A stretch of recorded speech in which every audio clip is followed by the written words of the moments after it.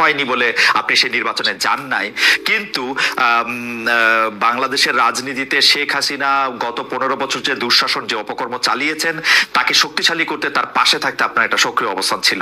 কেউ কেউ বলে থাকেন মাহি ভাই ডোন্ট কিল মি, এটা আমার প্রশ্ন না, অনেকেই প্রশ্ন করে থাকেন। মাহি ভাই আপনার কাছ থেকে একটু আমরা এটা শুনতে চাই।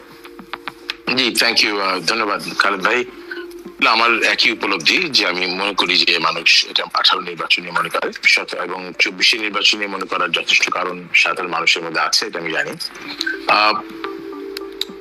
মানে এই সরকারকে সক্রিয়ভাবে সমর্থন করার মতো কোনো উদ্যোগ আসলে আমাকে তো কেউ দেখে নাই। দেখলে বললে অনেক কিছু আমি শুনি, বলে যে এমনও আমার কাছে বলতেছে আপনি গত 16 বছর ধরে 17 বছর ধরে সরকারকে সহযোগিতা করে গিয়েছেন, এগুলো এখন অনেকে বলে।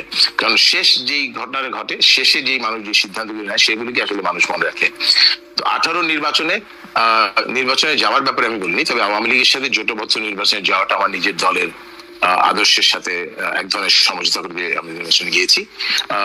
সেটা একটা স্বার্থপরের মতো কাজ আমাদের ছিল, সেটাকে আমরা স্বীকার করেছি। এবং স্বার্থটা ছিল যে আমাদের যে অস্তিত্ব রক্ষার প্রশ্ন ছিল, অনেকগুলি বিষয় ছিল, কিন্তু এগুলো আমরা রাজনীতিতে আসলে অস্তিত্বের ভয় পেয়ে রাজনৈতিক নেতৃত্ব দেওয়া উচিত না, সেখানে আমাদের অবশ্যই একটা গ্রস মিস্টেক হয়েছে এবং সেটা আমি স্বীকার করেছি। আর 24 নির্বাচনটা একটু ব্যতিক্রম ছিল। 24 নির্বাচনে আওয়ামী লীগের সাথে আমার কোন ধরনের বোঝাপড়া হয়নি, এটা মনে করার কি কারণ আছে আমি আসলে বলতে পারবো না। কারণ 24 নির্বাচনে 2-3-4 বছর আগে থেকে কিন্তু আওয়ামী লীগ ইসলামের কোনো বোঝাপড়া ছিল না। 18 নির্বাচনের পর আমার কোনো আনুষ্ঠানিক অনানুষ্ঠানিক কোনো বৈঠক আওয়ামী লীগের সাথে সেভাবে আমাদের হয়নি। যেখানে কোনো ধরনের বোঝাপড়াই যেখানে ছিল না, সেখানে নির্বাচনে যাওয়ার সম্ভাবনা আসলে প্রথম থেকেই জানতাম যে পরবর্তী নির্বাচন এখানে আমরা করছি না, এই সিদ্ধান্ত আমাদের মধ্যে মোটামুটি ভাবে ছিল। আমাদের নির্বাচনে অংশগ্রহণ করার মূল কারণ ছিল আওয়ামী লীগ সরকারের সময় বিরোধী দলগুলোর জন্য রাজনীতি করাটা খুব কঠিন ছিল এবং আমাদের দল তো খুব বড় দল না, ছোট দল। সেখানে 24 নির্বাচনের অংশগ্রহণ না করতে পারলে আমরা আমাদের রাজনৈতিক অবস্থান ব্যাখ্যা করতে পারবো না, এরকম একটা ধারণা আমাদের ছিল। এবং যেখানে আমরা কিন্তু নির্বাচনে প্রচারণার সময় কিন্তু আমাদের পুরো আমরা যে আবার we have come back to our own philosophy, সেটা প্রকাশ করবার জন্যই কিন্তু তখন নির্বাচন করেছি। আপনি দেখবেন যে নির্বাচনের বিষয়ে কিন্তু অনেক দলের সাথে আলোচনা হয়েছে। নির্বাচনের আগে আমার রাজনৈতিক বন্ধুদের সাথে আলোচনা হয়েছে এবং সবাই আমাকে তখন বলেছে, আমি প্রথম থেকে বলেছি যে না, আমি আওয়ামী লীগের সাথে সমর্থন নির্বাচন করবো না, তবে নির্বাচন করবো, নির্বাচনটা না করলে আমি আমার রাজনৈতিক অবস্থান ব্যাখ্যা করতে পারবো না। সেই পদক্ষেপটুকু আমরা শুধুমাত্র 24 নির্বাচনে নিয়েছিলাম।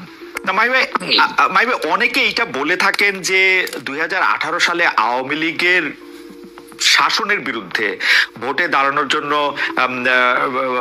মরহুম রাষ্ট্রপতি বদরুদ্দোজা চৌধুরীর নেতৃত্বে, বদরুদ্দোজা চৌধুরী এবং ডক্টর কামাল হোসেনের নেতৃত্বে একটা প্ল্যাটফর্ম করা, সেই প্ল্যাটফর্মের মধ্যে বিএনপি সহ অন্যান্য বিরোধী দলগুলিকে আমন্ত্রণ জানানো এবং সেটাকে সবগুলিকে একটা জায়গায় নিয়ে আসার ক্ষেত্রে একটা স্বপ্ন বা একটা বাস্তবতা তৈরি হয়েছিল। কিন্তু অনেকে এটা বলে থাকেন যে আপনি একা সেই আন্দোলনটাকে ঠেকিয়ে দিয়েছেন, বদরুদ্দোজা চৌধুরীকে সেখানে যেতে দেননি, ডক্টর কামাল হোসেনকে আপনি সিঙ্গেল আউট করেছেন, যেটা আসলে ভবিষ্যতে বিএনপির জন্য অনেক ক্ষতিকর হয়েছে। এই ব্যাপারটা নিয়ে কি কোনো একটু কিছু বলবেন মাহি ভাই? মানে আবার এগুলো তো আসলে রাজনীতিতে এক এক ধরনের বিশ্লেষণ, এক এক ধরনের ব্যাখ্যা থাকবে, কিন্তু আমাকে ব্যাখ্যা দিতে হবে।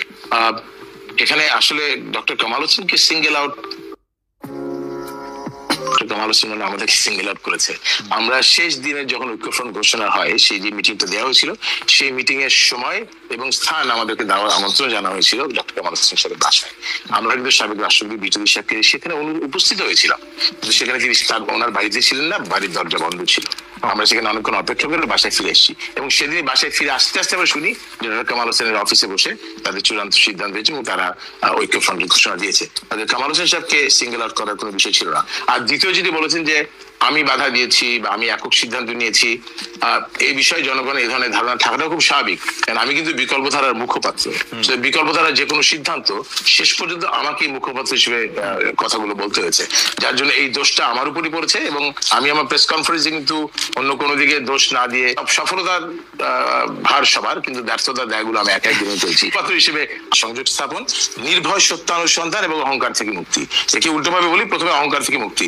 অতএব আমি কিন্তু সম্পূর্ণভাবে অহংকার থেকে মুক্তি অর্জনের চেষ্টা করেছি দেখেই আমি স্পষ্টভাবে আপনাকে বলতে চাই যে আমি যে সিদ্ধান্ত গ্রহণ হয়েছে দলীয় ভাবে মুখপাত্র হিসেবে তার দায় দায়িত্ব আমি গ্রহণ করছি। এবং একইভাবে এটাও বলেছি যে এটাকে মানুষ আমাকে সুবিধাবাদী হিসেবে চিহ্নিত করেছে।